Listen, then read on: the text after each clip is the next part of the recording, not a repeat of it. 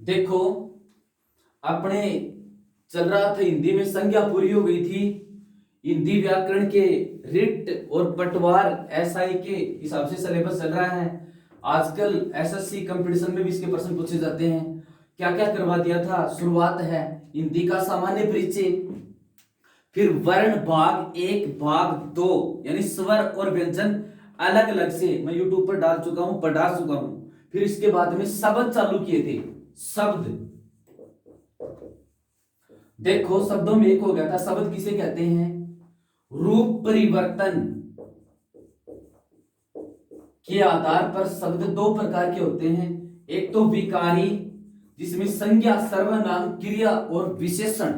दूसरे अविकारी, इनको छोड़ करके बाकी वो अविकारी कहलाते हैं। तो सर्वनाम में देखते हैं, संज्ञा से अगला टॉपिक है सर्वनाम।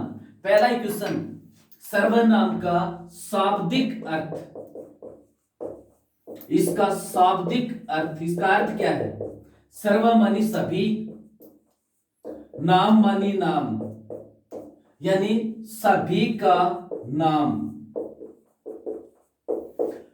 नाम को संज्ञा कहते हैं, यानी सभी नामों के स्थान पर काम आने वाले शब्द सर्वनाम कहलाते हैं। इसकी व्याकरण में हम परिभाषा देखते हैं, संज्ञा के स्थान पर काम आने वाले शब्द सर्वनाम कहलाते हैं। प्रैक्टिकल करके जैसे देखते हैं इसका प्रयोग करके। जैसे ये है, राम मेरा मित्र है, वह 10वीं कक्षा में पढ़ता है, वह एक अच्छा खिलाड़ी है। आगे राम के बारे में कुछ भी बताया जाए तो ये गद्यावतरण है। राम के बारे में कुछ बात बताई गई। राम एक संज्ञा है। अब गद्यावतरण में जब दोबारा राम का नाम आएगा तो राम राम इस तरह से बात जचेगी नहीं। तो राम के स्थान पर यह वह इस तरह से नाम आएंगे। राम के स्थान पर आ गया वह 10वीं कक्षा में पढ़ता, वह किसके स्थान पर आया? राम के स्थान पर। वह एक अच्छा खिलाड़ी, वह भी किसके स्थान पर आया? राम के स्थान पर। इसका मतलब क्या हुआ? संज्ञा के स्थान पर काम आने वाले शब्द सर्वनाम कहलाते हैं। अब देखो, ये संज्ञा के स्थान पर दोबारा आकर काम क्या करते हैं, यानी सर्वनाम का कार्य क्या है, इसी से प्रयोग करके देखो। सर्वनाम का प्रयोग ये, जब सर्वनाम आ जाते हैं तो दोबारा संज्ञा आने की जरूरत नहीं, यानी संज्ञा की पुनरावृत्ति नहीं होती। ये संज्ञा की पुनरावृत्ति रोकते हैं, संज्ञा को दोबारा आने से रोकते हैं। तो संज्ञा की पुनरावृत्ति कौन रोकते हैं? सर्वनाम रोकते हैं। ठीक है, अब देखो दो प्रश्न इसमें से हो गए। संज्ञा की पुनरावृत्ति कौन रोकते हैं? सर्वनाम। अब देखो, सर्वनाम का लिंग निर्धारण, लिंग निर्धारण किस आधार पर होता है? देखिए, जैसे राम मेरा भाई है, इसके स्थान पर वह सर्वनाम आ गया, तो वह ये स्त्रीलिंग है या पुल्लिंग, ये निर्धारण किससे होता है? प्रश्न ये है, सर्वनाम का लिंग निर्धारण किससे होता है? तो जिस संज्ञा के स्थान पर वो काम आया है वो संज्ञा स्त्रीलिंग है तो वो सर्वनाम स्त्रीलिंग, वो संज्ञा पुल्लिंग है तो वो सर्वनाम भी पुल्लिंग। तो यहां पर देखो, राम पुल्लिंग है, राम पुल्लिंग है, तो ये वह सर्वनाम भी क्या होगा? पुल्लिंग। इसका निष्कर्ष क्या निकला? सर्वनाम का लिंग आधार किसकी निर्धारण किसके आधार पर होता है? संज्ञा, यानी जिस संज्ञा के स्थान पर वो काम में आता है। ठीक है, फिर देखो, सर्वनाम किस वचन में प्रयुक्त होते हैं? यदि संज्ञा एक वचन की तो उसके स्थान पर आने वाला सर्वनाम भी एक वचन का होगा। जैसे राम एक वचन है तो वह भी एक वचन में आया। ठीक है, और तो सर्वनाम का वचन किसके आधार पर निर्धारित होगा? संज्ञा के आधार के ऊपर निर्धारित होगा। ठीक है, अब देखो, ये सर्वनाम, इनके मुख्य भेद होते हैं 6। सर्वनाम के मुख्य भेद होते हैं 6, मुख्य भेद 6, और इनके कुल भेद होते हैं 7। कुल भेद होते हैं 7। ठीक है। अब देखो, अब एक प्रयोग और करके देखते हैं। कई बार सत्य असत्य में पूछते हैं कि एक वाक्य में एक ही सर्वनाम हो सकता है, एक वाक्य में एक से अधिक सर्वनाम हो सकते हैं, कौन सा सही है। देखो, जैसे राम ने उसे कहा कि वह आएगा, तो इस वाक्य में राम तो संज्ञा, उसे एक सर्वनाम, कहा कि वह आएगा वह दूसरा सर्वनाम।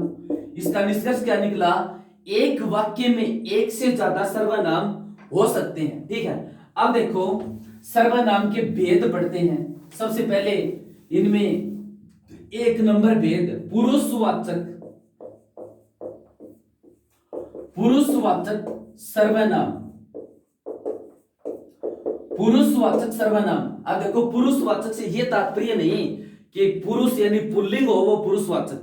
पुरुषवाचक का हिंदी व्याकरण में यह मतलब है किसी बात को कहने वाला, ये रखने की जरूरत नहीं, किसी बात को कहने वाला। दूसरा, किसी बात को सुनने वाला। तीसरा, और क्या बचा, कहने वाला सुनने वाला होएगा जिसके बारे में कुछ कहा जाए, जिसके बारे में कहा जाए, यानी वो खुद मौजूद नहीं हो।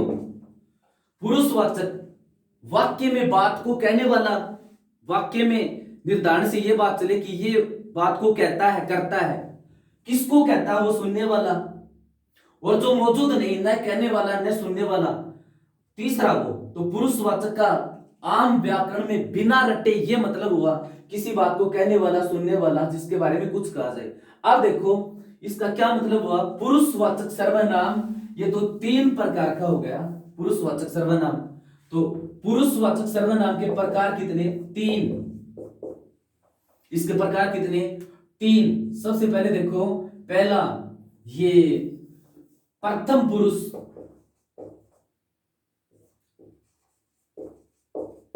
प्रथम पुरुष, या इसको उत्तम पुरुष भी कह सकते हैं, इसको उत्तम पुरुष भी कह सकते हैं। ये देखो, उत्तम पुरुष में कौन कौन से, इसका सीधा मतलब है बात को कहने वाला, बात को कहने वाला। अब थोड़ा सा इसको इस तरह से समझते हैं, ये मैं और हम से बनने वाले सारे रूप, जैसे मैं, मेरा, मुझे, मुझको, हमसे, हम, हमारा, हमें, हमको, हम ही, ये। पुरुषवाचक में का पहला भेद ये प्रथम पुरुष, या इसको उत्तम पुरुषवाचक भी कह सकते हैं। अंग्रेजी में इसको फर्स्ट पर्सन कहते हैं। फर्स्ट पर्सन में आई, वी, आई मानी मैं, वी मानी हम, और इनसे बनने वाले सभी। इसी प्रकार से हिंदी में है, मैं और हमसे बनने वाले सभी रूप, ये बस यही उत्तम पुरुष, मैं, मेरा, मुझे, हम, हमारा, हमें, हमको, ये। दूसरा, जैसे मैंने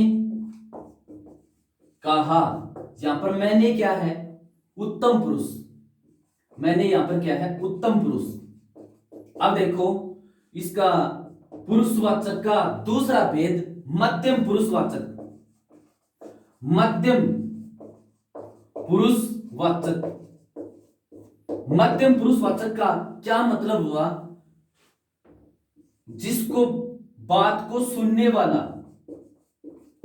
बात को सुनने वाला, जैसे तुम चले जाओ, तो इसमें देखो किसी ने कहा कि तुम, किसी ने कहा तुम चले जाओ, यानी आप चले जाओ, तुम या आप चले जाओ। किसी ने कहा, यह अदर से बात है, तुम या आप चले जाओ। तो मध्यम पुरुष का मतलब क्या हुआ, अंग्रेजी में जो यू है, जिसको सेकंड पर्सन कहते हैं, यू, यू का मतलब तुम या आप। तो तुम से बनने वाले सभी शब्द, जैसे तुम, तुम्हारा, तुम्हें, तुझको, ये मध्यम पुरुष में आते हैं। मध्यम पुरुष का मतलब बात को सुनने वाला। इसका शॉर्ट में मतलब यू या तुम से बनने वाले सभी रूप, तुम, तुम्हारा, तुम्हें, तुझको, ये मध्यम पुरुष हो गया। अब देखो पुरुषवाचक का तीसरा भेद कौन सा है? इसका तीसरा भेद है अन्य पुरुषवाचक। अन्य पुरुषवाचक, अन्य पुरुषवाचक। प्रथम पुरुष तो बात को कहने वाला, मैं और हमसे बनने वाले सभी रूप। मध्यम पुरुष यू या तुम से बनने वाले सभी रूप। अन्य पुरुषवाचक जिसके बारे में कुछ बात कही जाए, जिसके बारे में कुछ कहा जाए, जिसके बारे में कुछ कहा जाए, ठीक है, जिसके बारे में कुछ कहा जाए, वो शब्द किस प्रकार से वर्णित होंगे? यह, वह, ये, वे आदि, इस प्रकार के शब्दों से उनको इंगित किया जाएगा। अंग्रेजी में थर्ड पर्सन कहते हैं इसको, अन्य पुरुषवाचक को ही, सी, इट, दे, इस तरह से बोलते हैं अन्य पुरुषवाचक में। जैसे एक वाक्य में लिखता हूं मैंने तुझे कहा था कि वह आना चाहिए, ये एक वाक्य है। मैंने तुझे कहा था कि वह आना चाहिए, इसमें कौन से सर्वनाम है? एक तो मैंने, एक तुझे, कहा था ये क्रिया है, वह आना चाहिए ये भी क्रिया आना चाहिए। मैंने, तुझे और वह, ये तीन सर्वनाम है।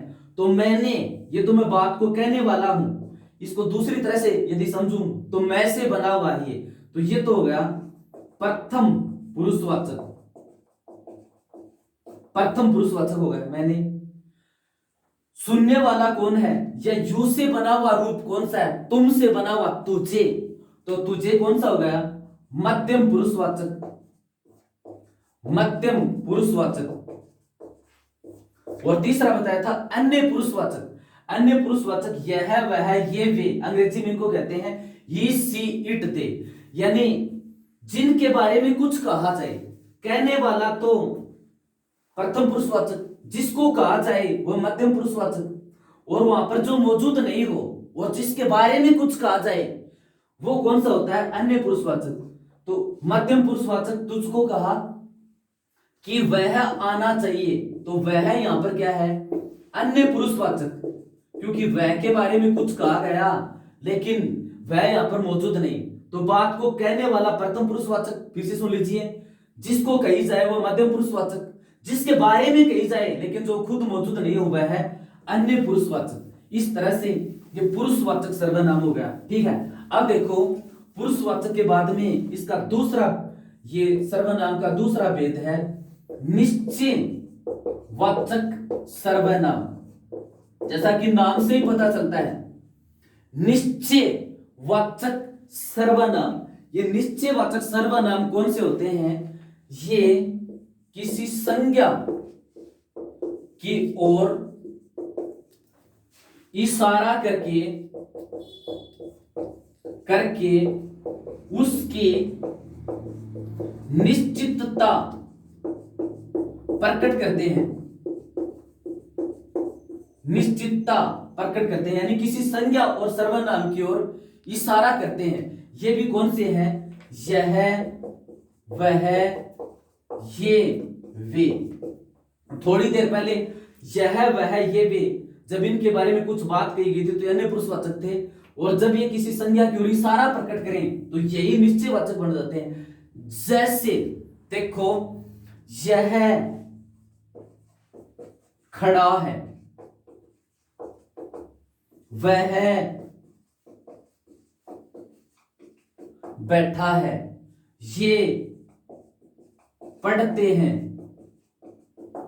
वो खेलते हैं। इस प्रकार से यह, वह, ये, वो, ये किसी की ओर जब इशारा करते हैं, किसी संज्ञा की ओर, दूसरे की, यह खड़ा है, तो किसी की ओर इशारा किया कि यह खड़ा है, इसका मतलब यहां पर नजदीक कोई संज्ञा नाम स्त्रीलिंग या पुल्लिंग में है वो खड़ा हुआ है, वह बैठा है, वह किसी की ओर इशारा कर दिया कि वो बैठा है, वे पढ़ते हैं, वह मंदिर है। इसका मतलब वह मंदिर की ओर इशारा करता है कि मंदिर संज्ञा है। तो यह वह ये वे जब किसी संज्ञा की ओर इशारा करके उसका परिचय कराए तो वो निश्चयवाचक होते हैं। ठीक है, फिर देखो अनिश्चयवाचक। अनिश्चयवाचक अनिश्चयवाचक के सर्वनाम, ये इशारा तो करते हैं लेकिन निश्चितता नहीं होती। अनिश्चयवाचक कौन कौन से होते हैं? कोई कुछ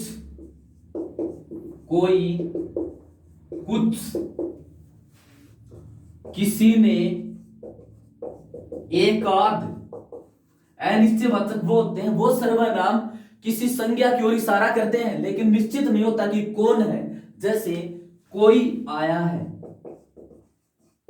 कोई आया है, यहां पर कोई सर्वनाम है, किसी संज्ञा के स्थान पर काम आया है ये, लेकिन ये पता नहीं कि कौन आया है, तो ये क्या हो गया? अनिश्चयवाचक सर्वनाम। कुछ खड़े हैं, अब कुछ पता नहीं, बच्चे खड़े हैं या आदमी खड़े हैं या जानवर खड़े हैं, ये अनिश्चित बात है। अनिश्चयवाचक सर्वनाम निश्चितता का बोध नहीं कराते। किसी ने घंटी बजा दी, किसी ने घंटी बजा दी, यानी घंटी बजा दी, ये फिक्स नहीं, पता कंफर्म नहीं, किसी ने घंटी बजा दी, किसी एक लड़के ने या बालिका ने घंटी बजा दी। तो अनिश्चयवाचक सर्वनाम कोई कुछ किसी जो निश्चित परिचय नहीं करवाए वो कौन से होते हैं? अनिश्चयवाचक। तो पुरुषवाचक, निश्चयवाचक, यह वह ये वे जब किसी संज्ञा की ओर इशारा करें। अनिश्चयवाचक नाम से पता चलता है, निश्चित स्थिति नहीं होती, ये कोई कुछ किसी एक आध इस तरह के शब्द होते हैं। फिर देखो 4 नंबर सर्वनाम है निजवाचक। निजवाचक सर्वनाम नाम से पता चलता है, निज का मतलब स्वयं या अपनापन, अपनेपन का बोध हो, अपनेपन का बोध हो, क्रिया का कर्ता के साथ हो, क्रिया और कर्ता में अपनत्व का बोध हो। जैसे इसमें ये शब्द होते हैं स्वयं, आप ही, अपने आप, अपने आप ही, इस प्रकार के शब्द होते हैं। स्वयं निजता का बोध कराता है, आप ही, अपने आप ही। जैसे ये हो, वे खुद आ जाएंगे, को खुद भी स्वयं का ही तो पर्यायवाची है, वे खुद आ जाएंगे। यहां पर वे सर्वनाम निजता के साथ जुड़ा हुआ है, क्रिया के साथ और खुद शब्द से, तो यहां पर इसमें कौन सा है? निजवाचक। वह आप ही पढ़ लेगा, तो आप ही पढ़ लेगा या अपने आप ही पढ़ लेगा, यह निजता का बोध कराता है। ठीक है, मैं स्वयं जाऊंगा, मैं स्वयं जाऊंगा, तो देखो मैं के साथ स्वयं जुड़ा हुआ है, क्रिया के साथ है, मैं और जाना क्रिया में निजता हो गई है कि मैं स्वयं जाऊंगा, अपनेपन का बोध कराता है वो। तो निजवाचक सर्वनाम कौन से होते हैं? जो अपनेपन का बोध कराते हैं, कि जो सर्वनाम है वो क्रिया करेगा, वो स्वयं ही करने से संबंधित कोई बात होगी। वे खुद जाएंगे, वे सर्वनाम, जाना क्रिया, तो जाना क्रिया और वे सर्वनाम खुद से जुड़ा हुआ है, तो इनमें अपनत्व का बोध होगा कि जाना क्रिया, वे सर्वनाम अपने आप कर लेगा, निजता का बोध होता है। तो इस प्रकार के सर्वनाम निजवाचक कहलाते हैं। इनके मुख्य शब्द कौन से हैं? आप ही, स्वयं ही, अपने आप, खुद ही, इस प्रकार के शब्द हैं। ये भी बहुत आसान है। तो पुरुषवाचक, निश्चयवाचक, अनिश्चयवाचक, निजवाचक। फिर देखो 5वां, और ये सर्वनाम कौन सा है? प्रश्नवाचक। ये तो और भी आसान है। प्रश्नवाचक सर्वनाम, देखो प्रश्नवाचक सर्वनाम कौन से होते हैं? जिसमें प्रश्न का बोध हो, कौन, किसे,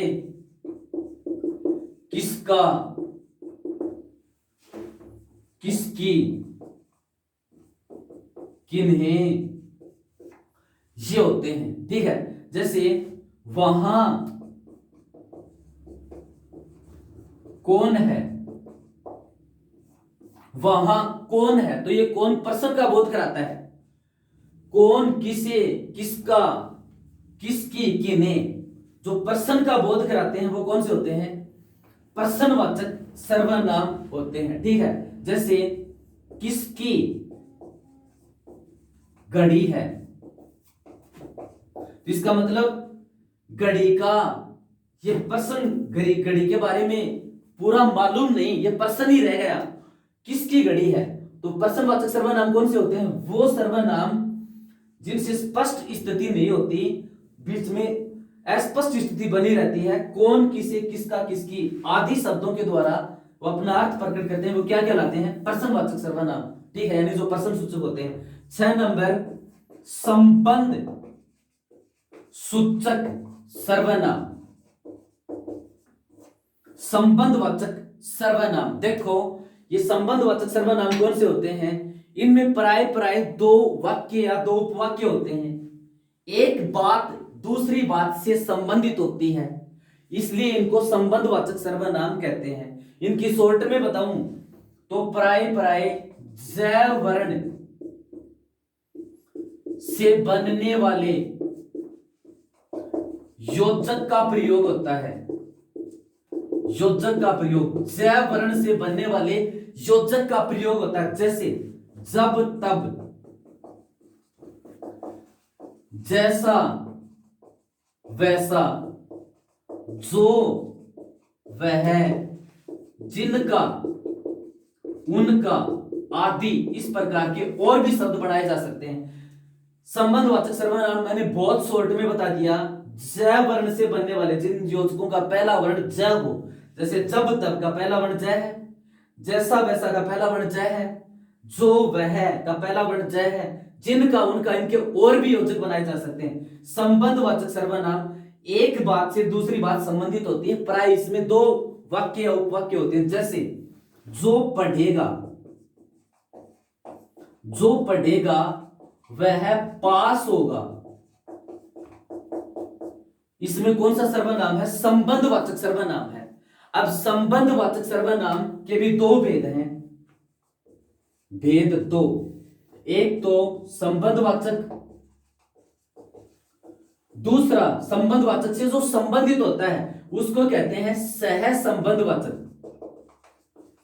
संबंधवाचक से जो संबंधित होता है उसको कहते हैं सह संबंधवाचक। तो संबंधवाचक कौन सा होता है, देखो ज वर्ण से बनने वाले योजक के तुरंत बाद वाला। संबंधवाचक सर्वनाम की पहचान ज वर्ण से बनने वाला योजक होता है, उसमें भी जब तब दो बात हो गई, जैसा वैसा दो बात हो गई, जो वह दो हो गई। तो ज वर्ण से बनने वाला जो योजक उसके तुरंत बाद वाला संबंधवाचक, जैसे जैसे ये बना जो पढ़ेगा, जो पढ़ेगा ये तो हो गया संबंधवाचक, इसके ऊपर दूसरी बात डिपेंड हो गई, वो हो गई सह संबंधवाचक। वह पास होगा, इसमें ये क्या है, सह संबंधवाचक। तो संबंधवाचक के दो भेद, संबंधवाचक और सह संबंधवाचक। मुख्यतः इसका एक ही बात है, लेकिन फिर भी इसको बांट लेते हैं। जय यौगिक के तुरंत बाद वाला संबंधवाचक और उस जो बच गया वो सह संबंधवाचक। इसमें पूछते हैं जो पढ़ेगा, कई बार इस तरह से कि जिसकी लाठी उसकी भैंस, जैसे ये है जिसकी लाठी उसकी भैंस, एक बार ये प्रश्न आया था। तो जिसकी लाठी में संबंधवाचक, उसकी भैंस में सह संबंधवाचक, और सीधा ज्यादातर पूछते ही ये है कि जिसकी लाठी उसकी भैंस में संबंधवाचक प्राय प्राय यही मिलता है। इस प्रकार संबंधवाचक सर्वनाम वाले वाक्यों में यदि संबंधवाचक विकल्प में नहीं मिलता तो इसका उत्तर होगा रीतिवाचक क्रिया विशेषण। ध्यान रहे, बता देता हूं, कई बार इस तरह का चकमा दे देते हैं। फिर से सुन लीजिए, संबंधवाचक सर्वनामों वाले वाक्यों में यदि संबंधवाचक विकल्प में नहीं देते तो इसका उत्तर क्या होगा? रीतिवाचक क्रिया विशेषण, यानी एक प्रकार से क्रिया करने का तरीका भी है। ठीक है, तो इस प्रकार से सर्वनाम 6 प्रकार के हो गए: पुरुषवाचक, निश्चयवाचक, अनिश्चयवाचक, निजवाचक, प्रश्नवाचक, संबंधवाचक। अब देखो इसमें और क्या बात रहेगी सर्वनाम में। सर्वनाम में एक ये आप सर्वनाम है, इससे संबंधित प्राय पूछते हैं। आप सर्वनाम, आप शब्द में और 3 सर्वनाम होते हैं, या आप सर्वनाम 3 सर्वनामों में प्रयुक्त होता है। 3 सर्वनामों के स्थान पर प्रयुक्त होता है। कैसे? देखो, एक तो आप में होता है ये मध्यम पुरुषवाचक, ये तो बहुत आसान है, मैं बता चुका हूं। मध्यम पुरुषवाचक, मध्यम पुरुषवाचक जब ये अंग्रेजी के शब्द यू, वाई ओ यू के स्थान पर काम आए, के स्थान पर काम आए, या मध्यम पुरुषवाचक का मतलब था बात को सुनने वाला, बात को सुनने वाला, वाक्य में बात को सुनने वाला। जैसे आप बैठ जाओ, या मैं कहता हूं आप बैठ जाओ, एक ही मतलब है, थोड़ा दूसरा रूप ले लिया वाक्य ने। आप का जब अनुवाद करते हैं तो आपका मतलब किससे? यू से लगा, तुम बैठ जाओ, तो यहां पर आप बात को सुनने वाला है, सुनने वाला है, इसलिए आप में कौन सा सर्वनाम हो गया? मध्यम पुरुषवाचक।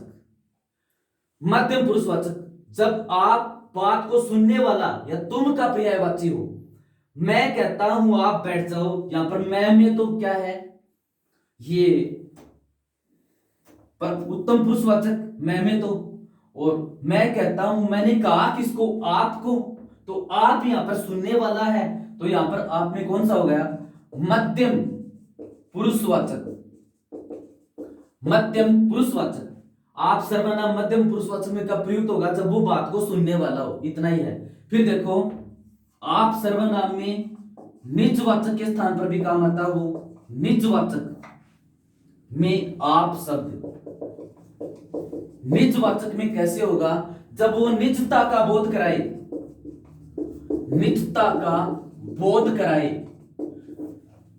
आप शब्द में निजवाचक सर्वनाम भी हो सकता है, वो वाक्य देखते ही पता चल जाएगा। निजता का बोध कराए, जैसे आप ही, अपने आप, इस प्रकार के शब्दों का प्रयोग होगा। जैसे वह आप ही आ जाएगा,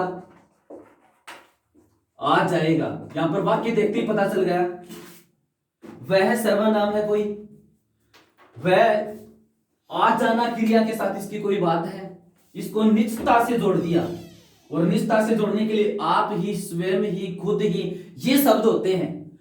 तो इन शब्दों के स्थान पर जब आप ही शब्द काम में ले लिया, तो यहां पर आप निजता का बोध कराता है, निजता का बोध, और निजता का बोध कराता है, तो आप में कौन सा सर्वनाम हो गया?